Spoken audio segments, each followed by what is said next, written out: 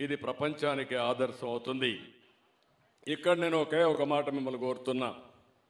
ఆంధ్రప్రదేశ్ రాష్ట్రంలో అన్ని వ్యవస్థలు భ్రష్టు పట్టాయి.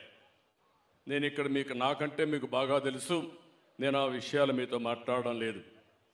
నేను ఇక్కడ ఒక సంకల్పాన్ని చేశాను.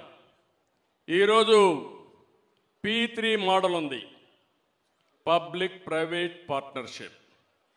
మీకు ఫ్లైఓవర్స్ అన్నీ వచ్చాయి, రోడ్లన్నీ వచ్చాయి, ఎయిర్పోర్ట్లు వచ్చాయి, పవర్ సెక్టర్ వచ్చింది. ఇవన్నీ కూడా PPP మోడల్లో వచ్చాయి.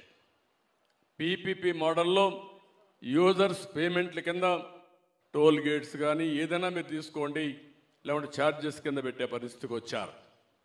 దీనివల్ల ఏమైందని మీరు ఆలోచిస్తే సంపద విపరీతంగా పెరిగే పరిస్థితి వచ్చింది. కానీ ఆ సంపద కొంతమందికే పరిమితం అయ్యే పరిస్థితి వచ్చింది. నేను అందుకే నా జీవితంలో ఎన్టీ రామారావు గారి స్ఫూర్తితో పేదరికం లేని సమాజాన్ని చూడాలనేది నా జీవిత ఆశయం. అయితే మాటల్లో చెప్పడం కాదు. నేను అందుకనే ఒక ఆలోచన మీ మైండ్లో కూడా వదిలిపెడుతున్నా. మేధావులు కాబట్టి, చదువుకున్నారు కాబట్టి మీరు కూడా ఆలోచించండి. సంపద సృష్టించడంలో ఎలాంటి రిఫార్మ్స్ తీసుకోవాలో నాకు గైడ్ చేయండి. అదే సమయంలో P4 మోడల్ ద్వారా పబ్లిక్ ప్రైవేట్ పీపుల్ పార్ట్నర్షిప్, అంతకుముందు పబ్లిక్ ప్రైవేట్ పార్ట్నర్షిప్, ఇప్పుడు పబ్లిక్ ప్రైవేట్ పీపుల్ పార్ట్నర్షిప్ ద్వారా పేదరికం లేని సమాజాన్ని నిర్మాణం చేయాలని, ఆర్థిక అసమానతను తగ్గించే వ్యవస్థకు శ్రీకారం చుట్టాలనేది నా ఆలోచన. 1,00,000 కోట్లు ఉండేవాడికి ఇంకొక 10,000 కోట్లు వస్తే 1,10,000 కోట్లు అవుతుంది. 1 కోటి రూపాయలు ఉండేవాడికి ఇంకొక 1 కోటి రూపాయలు సంపాదించే శక్తిని ఇవ్వగలిగితే అతని జీవితం కానీ ఆ కుటుంబం కానీ ఎంత ఆనందంగా ఉంటుందో, ఎంత తృప్తి ఉంటుందో మనం గుర్తుపెట్టుకోవాల్సిన అవసరం ఉంది.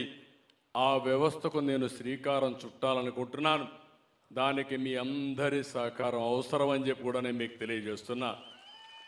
మీరొక్కరే పైకి వస్తే కాదు, మీతో సమానంగా ఇంకొక కుటుంబాన్ని మీరు పైకి తేగలిగితే, శక్తి ఉండేవాడు ఒక 10 కుటుంబాలని, ఇంకా శక్తి ఉంటే 100 కుటుంబాలని మనం పైకి తేగలిగితే మన జన్మ సార్థకం అవుతుంది. ఇక్కడ ఇంకొక విషయం కూడా చెప్తున్నా. ప్రజల్ని ఆస్తిగా మనం చూడాలి. ఇప్పుడంతా కూడా క్యాపిటల్ కావాలి, లేకుంటే భూములు కావాలి, వారసత్వంగా వచ్చేటి కావాలనుకుంటున్నాం. కానీ నేను ఆలోచించేది ప్రజల్ని, జనాభాని ఒక ఆస్తిగా భావించి ప్రణాళికలు మనం తయారు చేస్తే పేదరికం వల్ల కష్టం కాదని చెప్పి కూడా నేను మీకు తెలియజేస్తున్నా.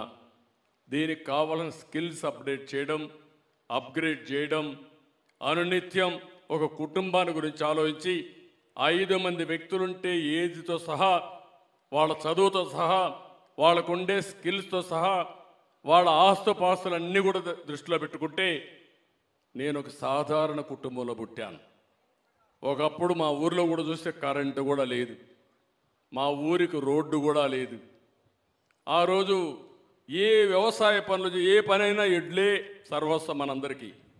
మీరు కొంత బెటర్, నా తర్వాత వచ్చిన జనరేషన్ కాబట్టి మీరు అవన్నీ చూడలేదు. కానీ ఆ రోజు బావిలో నుంచి నీళ్లు తీయాలంటే, కపిలు తీయాలంటే ఎద్దులే, భూమి చదును చేయాలంటే ఎద్దులే, లేకపోతే ఏదైనా కానీ అప్పట్లో బెల్లం తయారు చేయాలంటే, గానుగు తిప్పాలంటే, తిప్పాలంటే దానికి కూడా ఎద్దులే, లేకపోతే ట్రాన్స్పోర్ట్ చేయాలంటే ఎద్దులే. ఎక్కడన్నా పండగలు వస్తే ఆ పండగలకు పోయి రావాలన్నా పబ్లిక్ ట్రాన్స్పోర్టేషన్ కావాలని ఎడ్ల బండి ఉండేటివి.